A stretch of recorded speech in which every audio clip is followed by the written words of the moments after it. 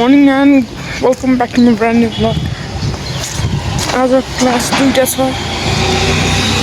एउटा क्लास 8 बजेदेखि सुरु छ त्यसपछि 8 बजेदेखि 1 घन्टा क्लास हुन्छ अर्को क्लास पनि हुन्छ अहिले 7:30 हुँदैछ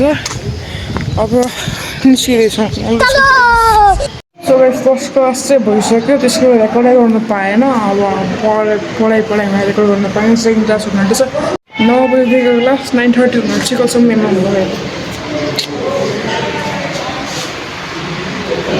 के हो